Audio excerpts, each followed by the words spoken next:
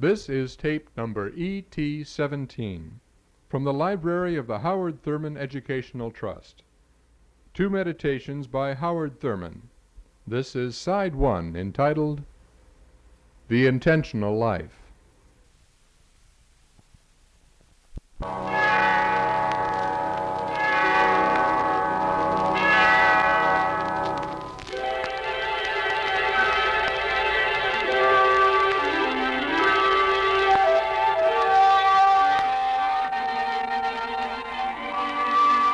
Let the words of my mouth and the meditation of my heart be acceptable in thy sight, O Lord, my strength and my Redeemer.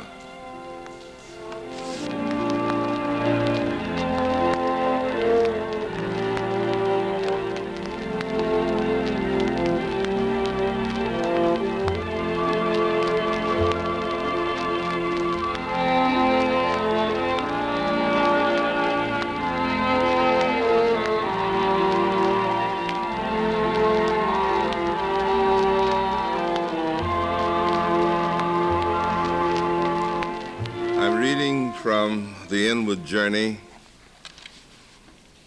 For whatsoever plans I shall devise for my own peace, my life cannot be without war and affliction.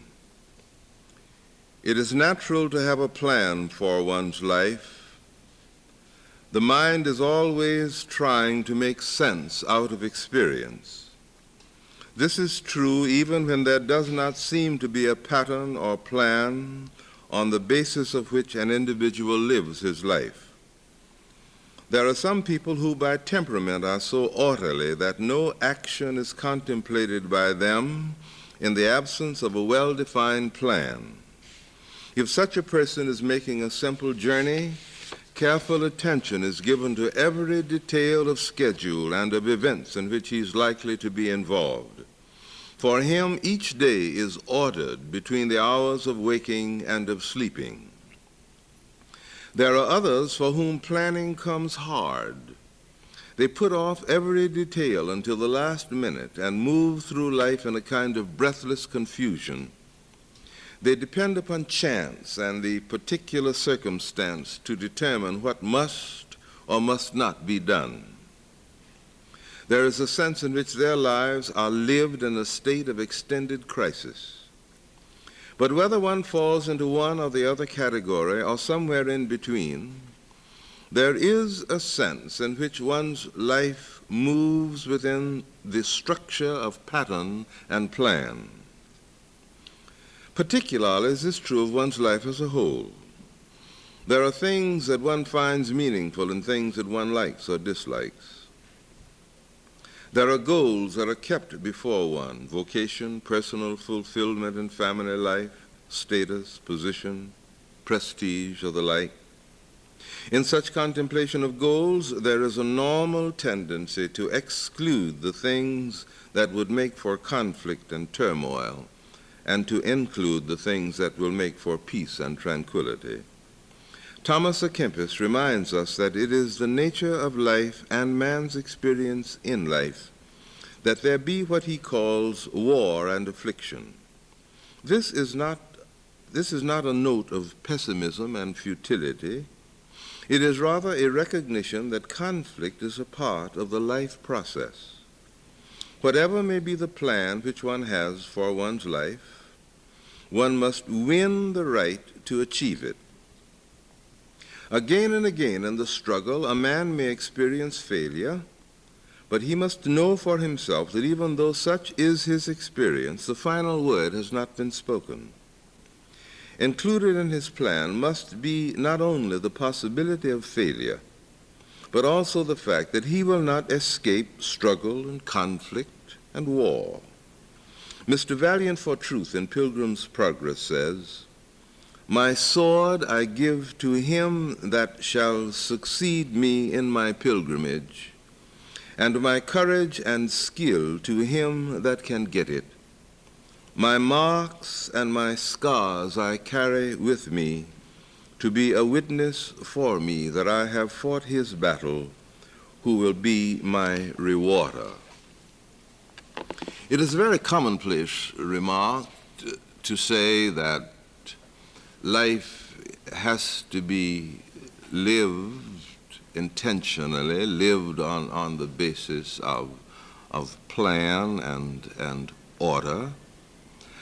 Sometimes this seems to be untrue as far as our observation of a particular person is concerned. But whether or not we are aware of the precise order on the basis of which we are living, whether or not we are aware of the particular goal that provides a point of other than self-reference around which our life revolves, the fact remains that at the profoundest level of our living, there is always at work a very well-defined pattern, trend, drift, which is made up of a series of choices, sometimes deliberately undertaken, sometimes quite unconsciously arrived at. But nevertheless, a man's life is made up in its profoundest aspects of a circling series of small patterns which become a design, and these patterns very often are determinative of the kind of future which one has. This means then that failure is a very important aspect of living. An individual who finds that as he stands on the threshold of some moment of fulfillment, or when he feels that he is at last coming into his own, and then suddenly everything goes wrong. He misses a turn in the road or something of that sort. When this happens, the individual becomes painfully aware that his failure may be due to some moment of inattention on his part, something that breaks down within him, but with reference to which he has a very sustained responsibility. Sometimes the failure may be due to the operation of forces that are not under the control of the individual.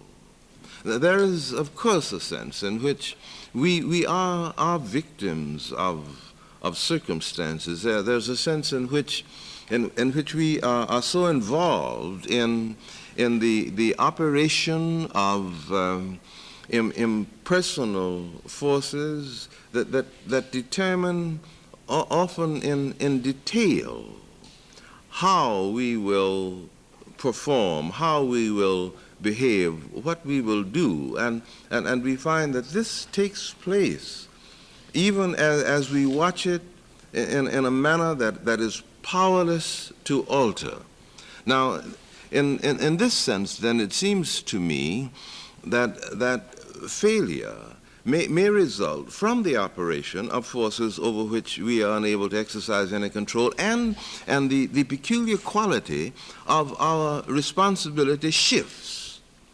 In the first instance, our failure was due to a breakdown of responsibility on our own part. We were unable to take the full-orbed responsibility for the particular act because of some moment of variation, or some moment that caused us to be deflected from our goal and our purpose. But this is another kind, where I have done all that I can do, and I know that I have done my very best, and yet beyond my power to determine or control, things happen, events seem to move in and push me around. Now when this happens, then I must be very careful to be aware of one important insight, and that is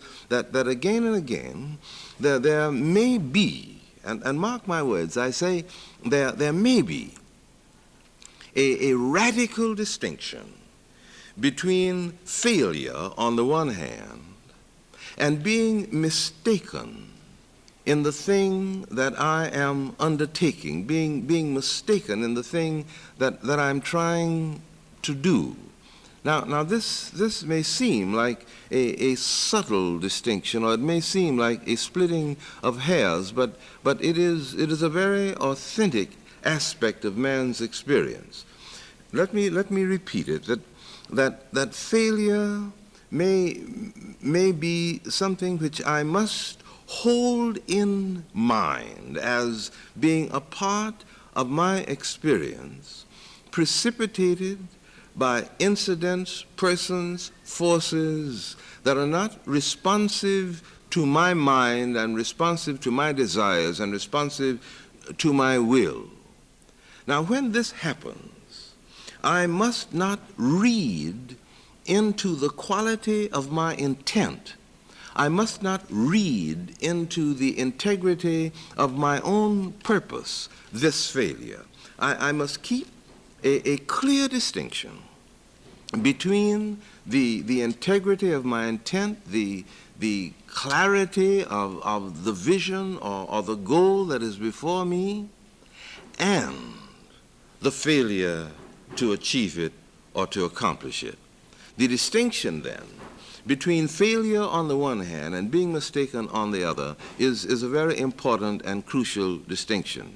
And then it is important to remember that ultimately the responsibility for living my life on the basis of some kind of intent, some kind of plan, is my responsibility. And it doesn't matter how much of life I have before me or how little. There is a quality of responsible integrity that always is mine. If I have only one day, it is my responsibility to put into that day as much of my intention, as much of my purpose, as much of my planning as I am able to muster. If I don't, then it means that I drift through the day, and I must live the day anyway, and therefore I should so live that at the end of a day, and any day may be my last day, at the end of a day, I can say as I assess it, this day I put into my actions, I put into the hours, clear intent, clear purpose, whether I was able to fulfill the purpose or fulfill the intent or not.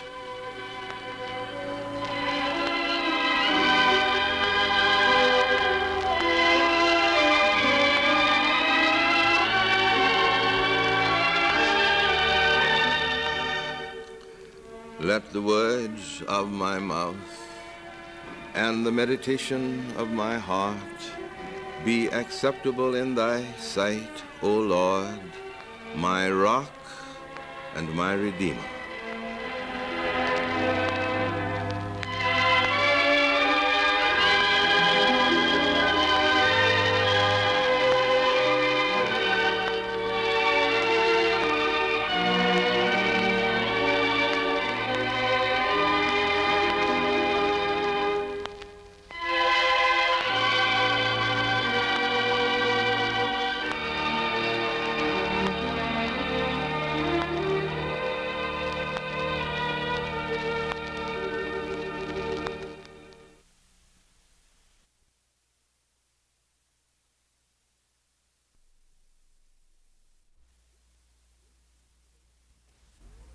This is tape number ET17 from the library of the Howard Thurman Educational Trust.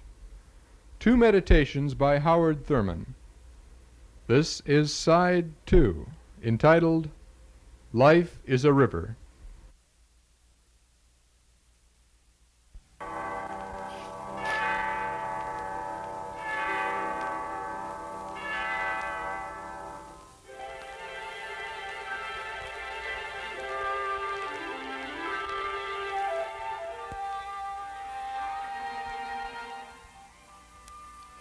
Let the words of my mouth and the meditation of my heart be acceptable in thy sight, O Lord, my strength and my Redeemer.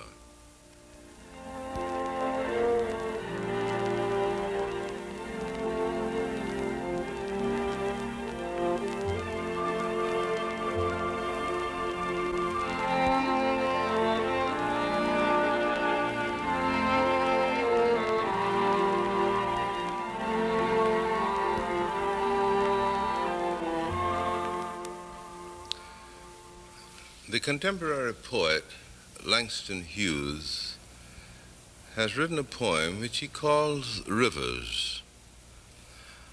I've known rivers ancient as the world and older than the flow of human blood in human veins. My soul has grown deep like the rivers. I bathed in the Euphrates when dawns were young. I built my hut near the Congo, and it lulled me to sleep. I saw the Mississippi when Abe Lincoln went down to New Orleans, and I've seen its muddy bosom turn all golden in the sunset. I've known rivers, ancient dusky rivers. My soul has grown deep like the rivers. It is a very convenient and I think rather universal way of contemplating the meaning of life by thinking of it in terms of a river, in terms of the meaning of a river. Of course, it is not an absolute thing that analogies will be altogether accurate, but there is to be found an insight here if we think of life itself as being like a river. A river has a very simple beginning. The Mississippi River, for instance, begins in some quiet, snowy cove in the northwestern part of the United States. It moves down across the broad expanse of the continent, growing in depth and breadth and in turbulence, gathering along its way many tributaries, a wide variety of substances, until at last it empties itself into the Gulf of Mexico and then to the sea, the far-off call, all waters here. This is the way of the river. Human life is the same way. Your life, my life, began very simply, and then after a period there was a great eruption and we were born. And then the process of simplicity started over again, but not quite as elemental as before. And as we grew in years, our lives became more involved in the experiences of living. The raw materials by which we were surrounded beat in upon us, and we brooded over the stuff of these raw materials, shaping always that which will become ourselves, until at last we too come to the end. The depth, the breadth, the turbulence, These are a part of the experience of man, even as they are part of the experience and the development and the unfolding of the river.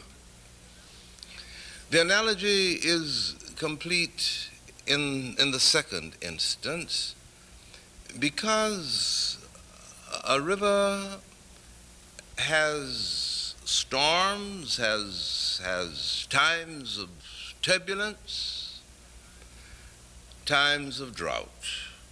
There are times when it seems that the tranquil behavior of the river has been forgotten. Winds blow, squalls come. The river becomes one turbulent monster, reckless of all consequences, blind to good and evil. It moves on its relentless way. It is the storm of the river. And one watching this behavior of the river would find it hard to remember that the river ordinarily moves along with calmness and with dispatch, bearing on its bosom traffic of ship and boat, always working, as it would seem, for the fulfillment and the nourishment and the sustenance of man. But when the storm comes, all of that is temporarily forgotten. My life and your life are this way. We are moving along day by day, quietly attending to our business, going through the established routine or pattern of our days, loving our friends, reacting in various ways to those who are not our friends, pursuing our limited goals or walking in the light of our far-off visions. This is the way of life. And then sometimes, without notice, without any warning, a vast shadow crosses the path. Health becomes sickness suddenly. Death moves in and takes from the circle someone to whom one long and happy adjustment has been made over many years. It is the time of storm and stress of the river. At such times, men wrestle with the depths of their agony and their suffering, and it is then that they are liable to think and to feel that this, after all, is what life means, that there is no God, there is no such thing as good, but life is a skinning, a grinning skull and crossbones, having no meaning, fulfilling no purpose, involving the individual in its impersonal maneuvering, as if the individual were just a puppet in the hands of some kind of monster. This is the flood time of the river. And when that comes, one forgets about the more tranquil times. One tends to forget about the meanings which one sensed about life when the waters were quiet, when one had a long stretch of time in which to move gently into the process of living and experiencing.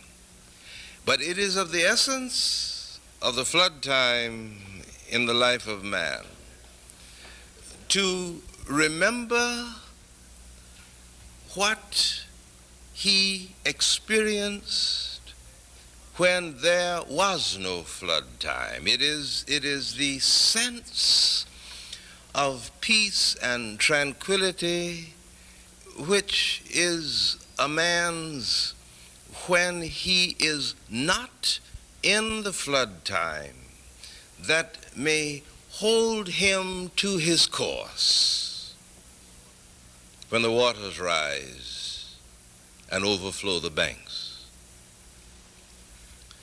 The analogy is complete in the third instance because a river has a goal, and the goal of the river is the sea.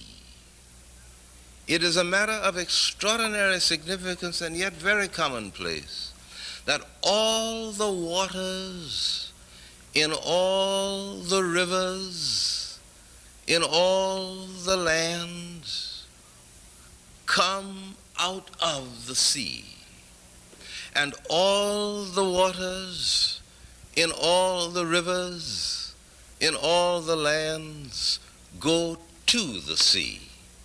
That out of which the river comes is that to which the river goes.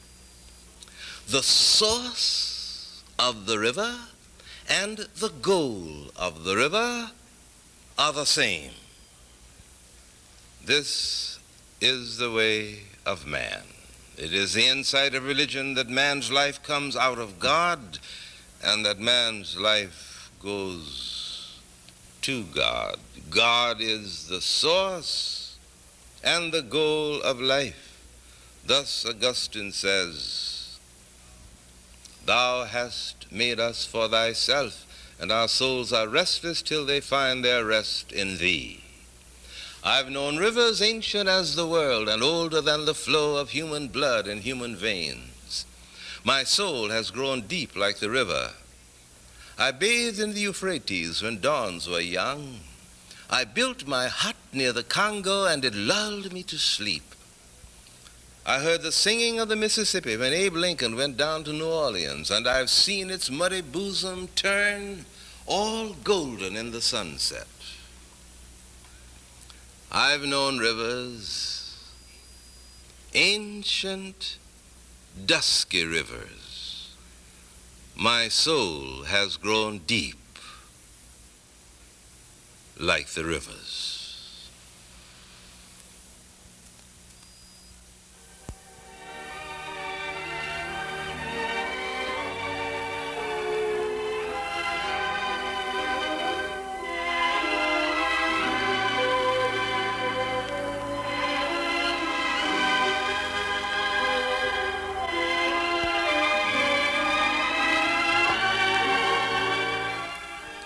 Let the words of my mouth and the meditation of my heart be acceptable in thy sight, O Lord, my rock and my redeemer.